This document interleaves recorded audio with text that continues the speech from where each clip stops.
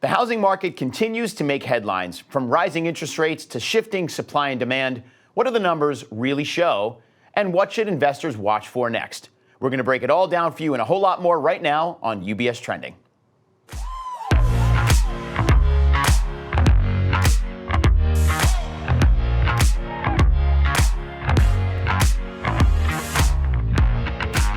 Hey everybody, and welcome to UBS Trending. I'm Anthony Pastore. So excited to be with you all and excited to talk about the topic for today's show, which is something that many of you I know are interested in, which is housing, and of course all the related stories around housing. And here to talk about that is Clayton Trick, Head of Portfolio Management from Angel Oak Capital. Clayton, thanks for coming. Welcome back. Really good to see you. Yeah, Anthony, great to see you as well. Yeah.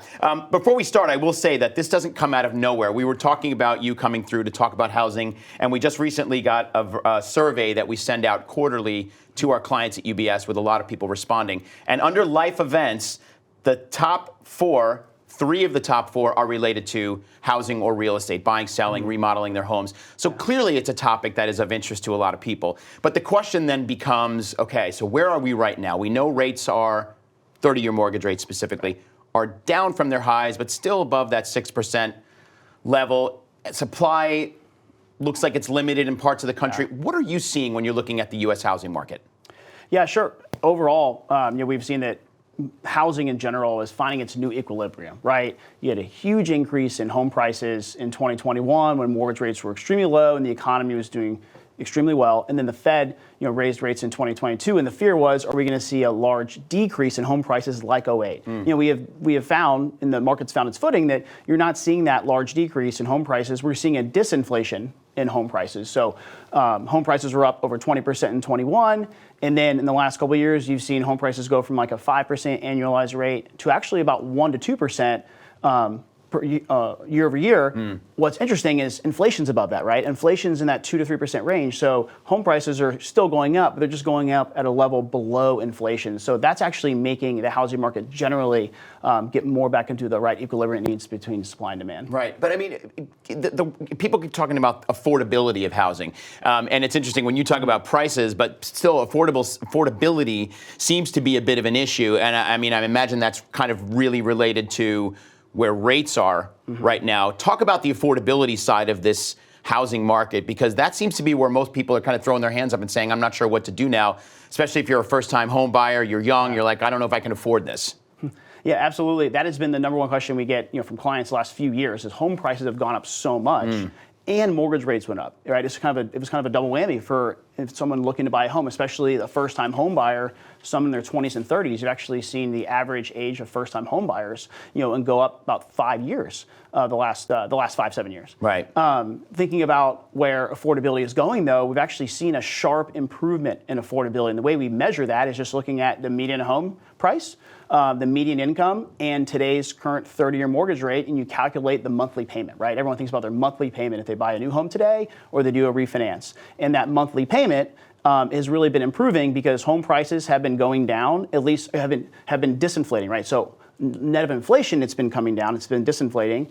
And then mortgage rates, they moved a lot higher, but they're not near 7%. They're a little stubborn above 6%, but they're moving closer to 6%. So what's really interesting is, this year, if we get another year or two of home prices being kind of sideways, you're actually going to be back at the 40-year average of affordability, which means the monthly payment as a percentage of income is at its 40-year average. So not the levels that we saw a couple years ago, but also we're not in an area where housing is extremely cheap like it was kind of in that 2014 to 2018 era when home prices really hadn't climbed back from the previous peak. Yeah, and those of us, I consider myself in that us category because I refinanced my mortgage around 2016.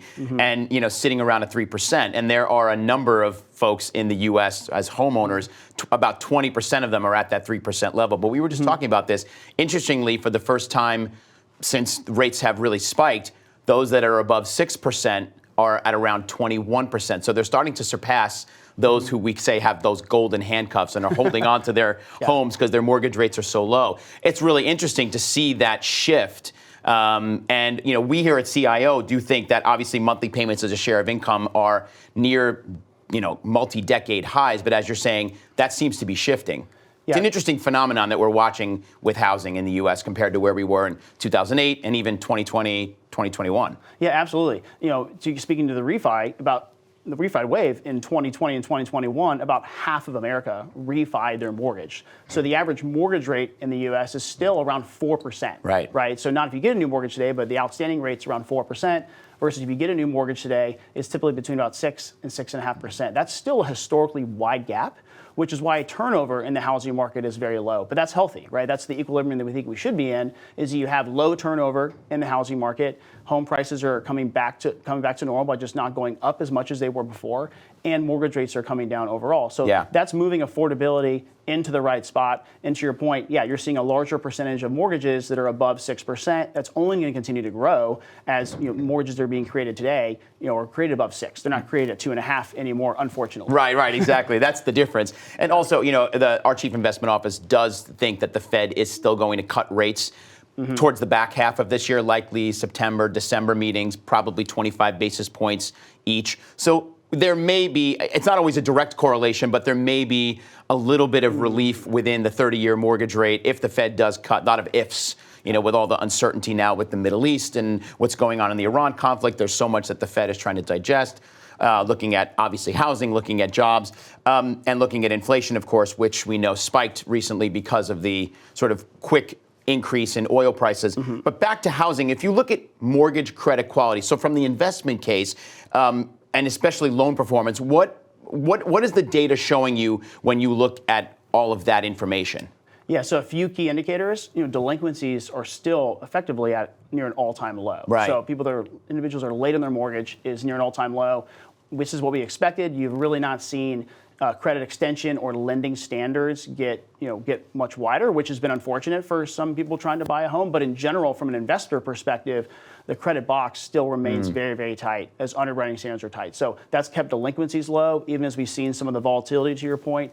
Overall, geopolitically, we've seen a gradual rise in the unemployment rate from the mid-3s to the low 4s, and delinquencies are still under control in the housing market. That's good for us and good for bondholders. Also, what's the primary factor that we look at thinking about the health of the market and being a debt investor is the loan to value. So how much outstanding in the market? What's a loan to value ratio? And one of the key indicators is loan to value had not gotten on new mortgages, had not gotten to that 90-100 level like we saw in 2006, 2007, which led to over leverage in the U.S. housing market. They've stayed under control. So we've seen now record increases in home equity, right? You're about $35 trillion in U.S. home equity. That's leading, to a lot of opportunities for our borrowers to take money out of their home, to do a remodel, right, and still keep their first lien. So that record level of equity in the housing market is going to be really fascinating on how that eventually filters through to consumers. But it is a positive backdrop for consumers and for the U.S. homeowner. Yeah, I'm glad you brought up about the low delinquencies, because that really was the catalyst or a part of the catalyst that led us to the great financial crisis in 2008 and 9, because we're always asking the question, is this a repeat of that? And with the data that you're seeing and and talking about, clearly the answer is no. We also at CIO don't think that housing is in a bubble, just, or at risk of a 2008 style crash. But we're not necessarily pounding the table on housing, but saying it's an opportunity, but there are still, just be cautious. And even so I'm going to ask you about this too, with mortgage-backed securities. We have an attractive view at CIO, or Leslie Falconio, who sits here with me often and talks about that. What are your views on the investing side? Where are the opportunities? Obviously, you're a bond shop, so you're talking probably things like mortgage-backed securities and other fixed income products. Where would you recommend investors be looking, given what you just described the overall housing market is like right now? Sure. So we would completely agree with Leslie in the CIO office that agency mortgages have been a very attractive asset to own. Last year, actually, there was a large headline around, it was one of the best years for agency mortgage performance, up almost 9%. It's the best year in decades. So Leslie's been completely right that agency mortgages have been an attractive area to invest in for fixed income investors. Where we think that value is today is we still agree. We still think agency mortgages look attractive, especially after spreads got a little bit cheaper in March following the geopolitical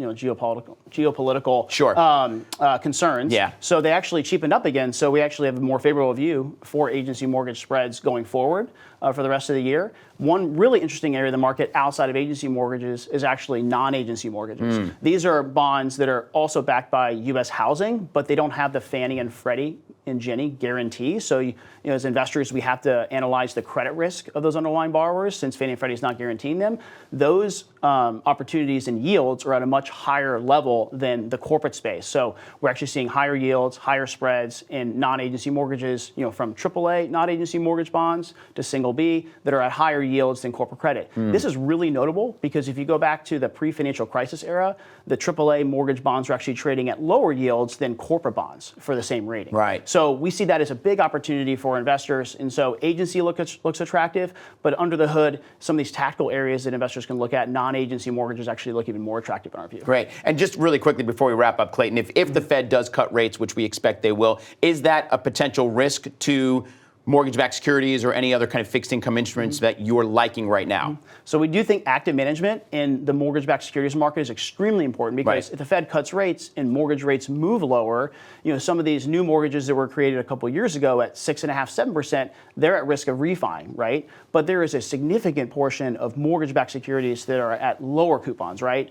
Borrowers that took out rates at 3 and 4% in 2021, those are trading at big discounts to par. So if investors can source those, look for funds that are looking for those opportunities, they can actually have a bond that actually improves in value when the Fed cuts rates because you have a better convexity profile effectively. Right. So we think that discounted mortgage bonds look really attractive in a Fed cutting environment. Excellent. And again, back to that FHFA data, 3, 4, 5% loans, they make up around 60 to 70% of mortgages that are being carried today. So yeah, it's a significant number. Exactly. Great. So it's a very large market, huge opportunity. Right. Clayton, thank you. I love sitting here. This is obviously it's an important topic that people are really interested in, as evidenced by the fact that we got you here today and you wanted to talk about this and our survey. So good stuff. Great to have you here. Thanks, Anthony. Please, Great to see you again. Yeah, come back again soon. Good to see you. Clayton Trick again from Angel Oak Capital, Head of Portfolio Management at Angel Oak Capital. And thank you all for joining us for this episode. There's lots more information on our Insights website at ubs.com/views. Plus, you can follow UBS on social media. We're on LinkedIn and Facebook. Plus, the studio has its own